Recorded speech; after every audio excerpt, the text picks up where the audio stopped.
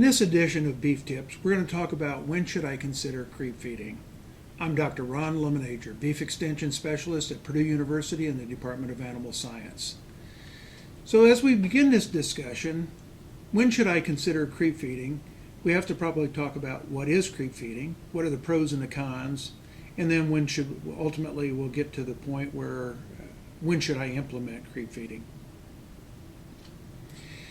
By definition, creep feeding is providing a suckling calf with additional nutrients through the use of grains, byproduct feeds, or higher quality forages. We typically think of creep feeding as a self-feeder, where the calves have 24-hour a day, 7 days a week access. But we could also think about creep feeding in a limit feeding situation where we hand feed maybe 2 or 3 pounds a day. And then there's creep grazing, and we're not going to spend a lot of time talking about creep grazing, but basically that is providing the calf with a high quality forage in a pasture area adjacent to the cow pasture, all right, where the calves can go through a creep gate located in the fence line, go in and graze higher quality forage than maybe what the cows are eating. So what does creep feeding do for the cow? Well, I would expect very little to no differences in milk production. I would expect little to no difference in reproduction. And we might see a slight improvement in cow body condition at the time of calf weaning, when the calf is about 7 months of age. All right. So what does creep feeding do for the calf? From the standpoint of pros, it would add weaning weight. And we typically think of maybe 20 to 50 pounds of additional weaning weight due to creep feeding. Creep feeding could also add bloom or fat or body condition, if you will. That could be an advantage for those producers that are selling maybe club calves, or maybe they're selling breeding stock at or shortly after weaning. And you may have buyers that would be appreciative of having that extra body condition. A third advantage is that creep feeding can reduce weaning stress. Calves that know how to eat out of a bunk, okay, make that transition through weaning a lot easier, and at least in concept, these calves should stay healthier in that post-weaning period. And the fourth reason for creep feeding or advantage is that it can substitute for low milk production. And that low milk production can be either the result of genetics, okay, or it could be a low nutritional environment where the cow actually reduces level of milk production. On the disadvantage side, creep feeding does add significantly to the cost of the production system. And we typically think of feed efficiencies of 5 to 1, okay, 5 pounds of feed per pound of gain. Actually pretty good, okay, and probably is economical at that point. When we move this to 15 pounds of feed per pound of gain, which is the other end of the spectrum, okay, that probably is not going to be cost effective. The other disadvantage is that if creep feeding causes too much excess fat or condition, okay, when you take calves to the local auction market, fleshy calves oftentimes receive a discount compared to their more lean contemporaries. And in the case of replacement heifers, if we get these heifers too fat, we're also going to put fat in the udder, and that can have a negative effect on lifetime milk production. So we typically think of this hungry calf gap, all right? Calves at up to about 150 pounds of 150 pounds, mama's doing a pretty good job of providing all the necessary nutrients for that calf up to that point. By the time the calf gets to about 200 pounds, milk is starting to drop off, typically in the cow, and the nutrient requirements of that calf still continue to rise. The only way for this calf to make up that difference between milk production and what's required for normal growth is if the calf grazes a high quality forage to be able to support that growth, or we have to provide some supplemental nutrients in the way of creep feed. So why is there variability And what is the variability in creep feeding? Well, for creep feed consumption, you often hear the number of about 5 pounds of creep feed consumption per day. Well, that's true, but the range is from about 2 to 7 pounds of creep feed consumption. Feed efficiencies, okay, we typically talk about 6 pounds of feed per pound of gain, but again, the range can be from about 5 to 1 to 15 to 1. In average daily gain, we often talk about 0.3 of a pound of additional average daily gain due to creep feed, but again, the range can be from about 0.15 to 0.65. So the question could be asked, what causes this variability? Well, probably two things. One of them is milk production of the cow, but probably more important than that is going to be what is the forage quality and the quantity of forage that the calf has available for consumption. If we look at estimated average creep feed consumption, it varies by calf age. A calf that's 1 to 2 months of age will probably be consuming about 0.6 of a pound a day, okay, or about 18 pounds in a month's period. However, as that calf gets older, creep feed consumption obviously rises. So by the time we get to a calf that's 6 to 7 months of age, it's going to consume about 7 pounds of creep feed and about 210 pounds in that last month. All right, so differences in intake obviously depends on when do you start the calf on creep feed. All right, another way to look at this is how long is the creep feeding period. We've got some producers that will creep feed for the last 30 days, okay, primarily to make the transition through weaning a little bit better, pick up maybe a little bit of weight, all right? But a calf in the last 30 days prior to weaning will consume about 7 pounds of creep feed and per head per day, and about 210 pounds, okay, for that 30-day period. If, on the other hand, we start creep feeding at 120 days prior to weaning, all right? So the last 120 days prior to weaning, creep feed consumption for that 120-day period will average about 4.5 pounds per head per day, and a total of about 540 pounds for that 120-day period per head. Another way to look at this, okay, is depending on the time frame that we start these calves, all right, if we have, for example, we're creep feeding for the last 30 days, and the calf's gaining 0.4 of a pound a day, that last 30 days prior to weaning, the calf's going to gain about 10 pounds, all right? If we're talking about calves that were creep fed for 120 days and gaining 0.4 of a pound, those calves are going to gain about 50 pounds, have a 50-pound weaning weight advantage due to creep feed, all right? So there's some variation, all right? Now, why is there a variation in average daily gain from maybe an additional 0.2 of a pound average daily gain to an additional 0.6 of a pound average daily gain? It really is based on forage quality and quantity.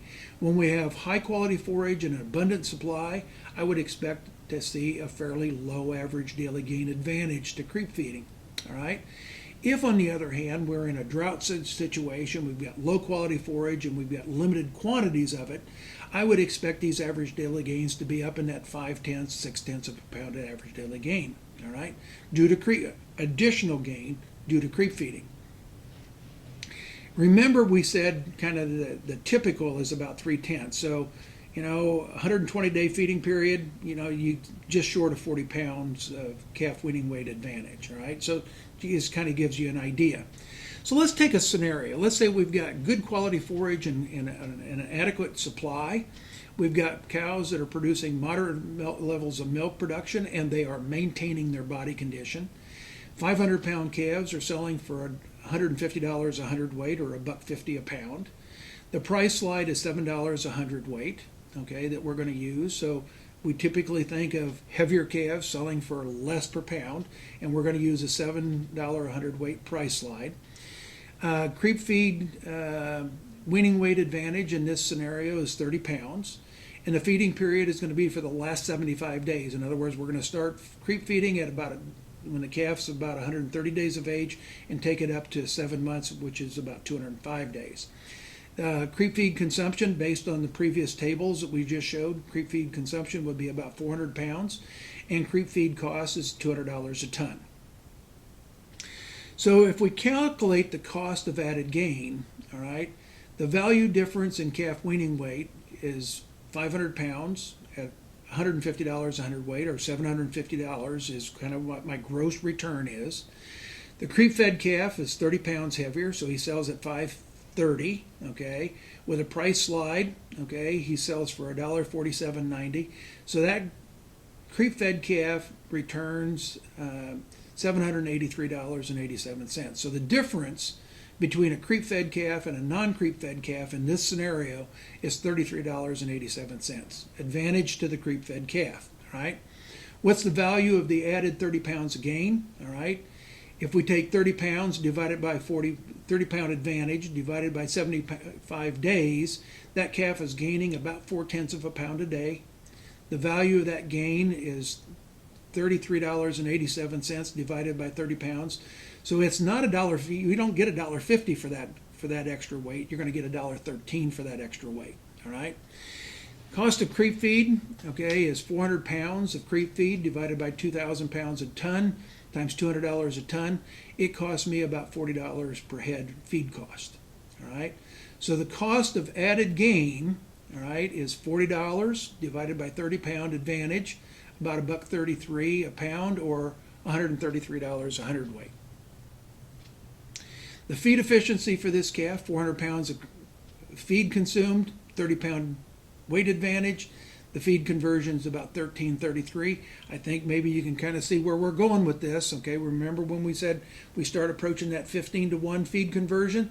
Probably not going to be economical. So the net income advantage or disadvantage without labor and equipment, okay, we had an extra $33.87 income. We had a $40 cost. We just lost $6.13 per head, okay, due to creep feed. All right.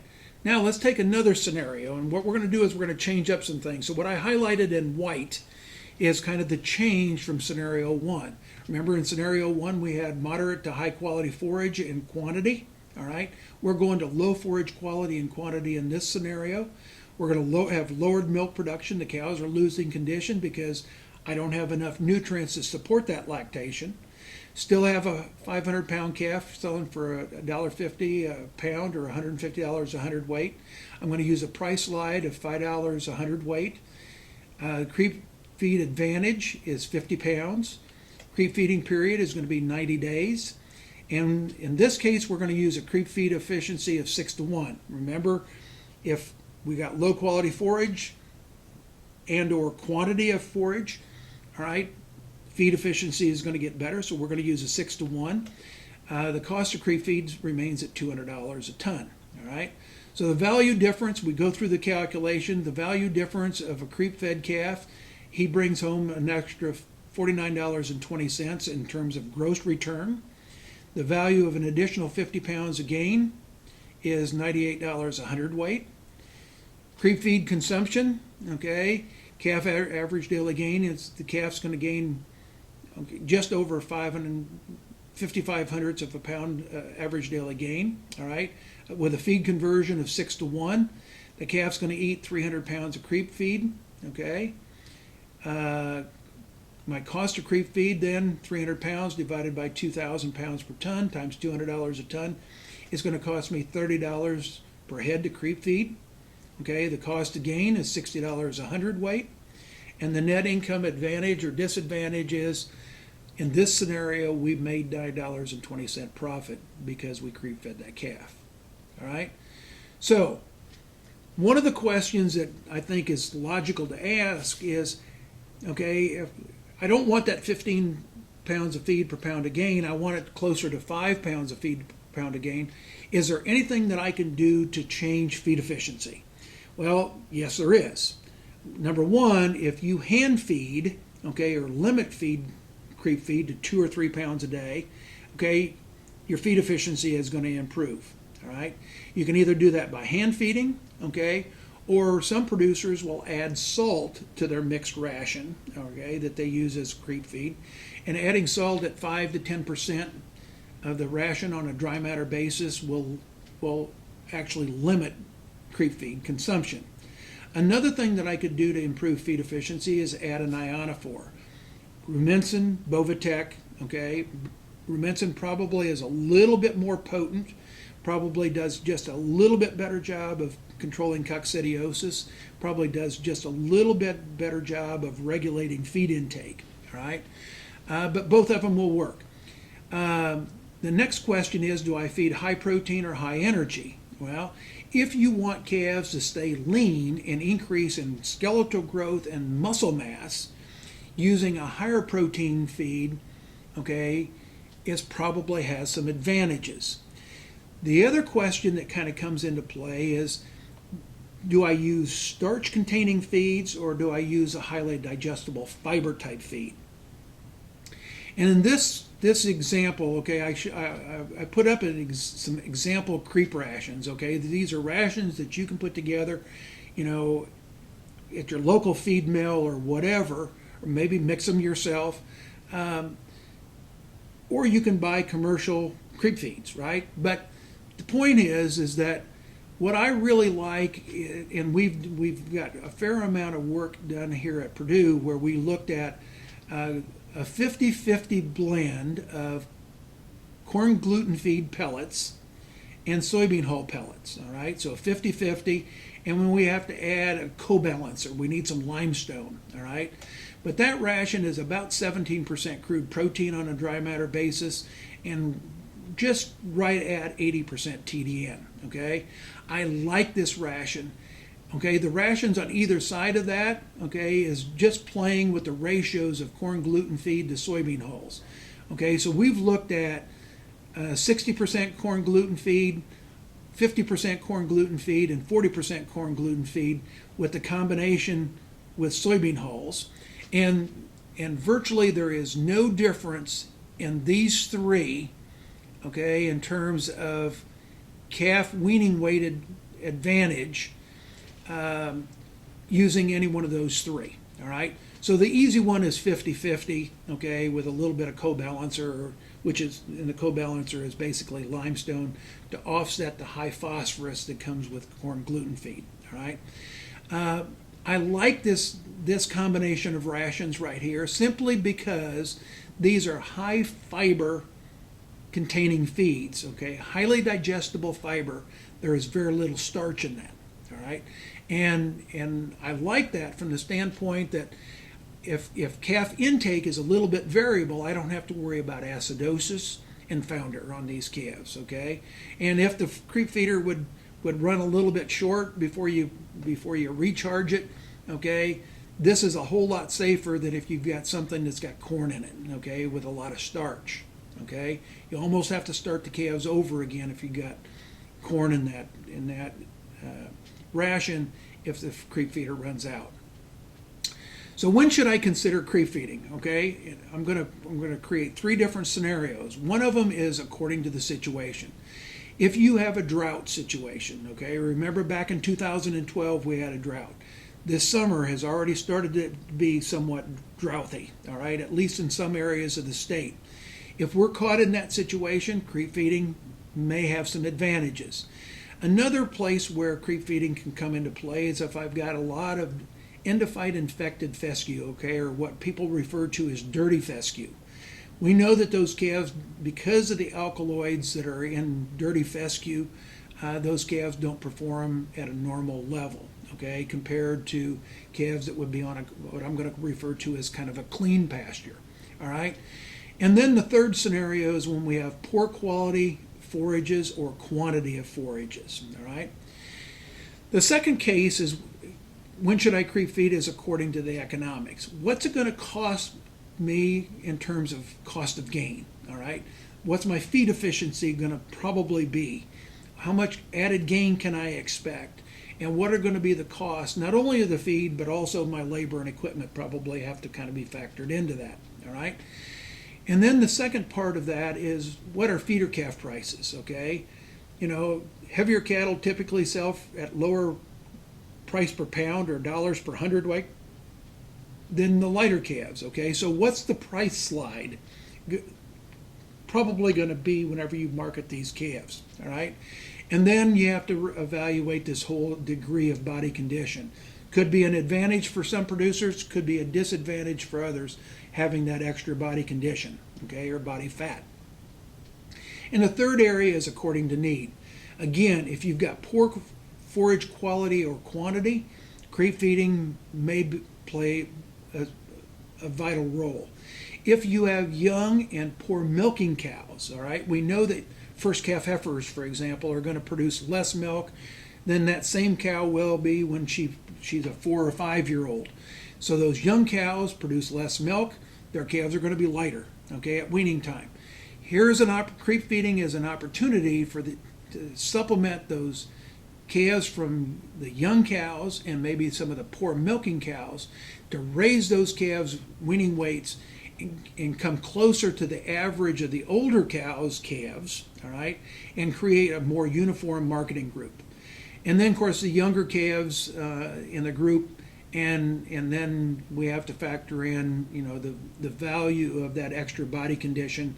Is it going to be a discount for me in the auction market, or is it going to be a premium for me, in the club calf market or maybe the seed stock industry? So that kind of wraps up my thoughts on when should I consider creep feeding.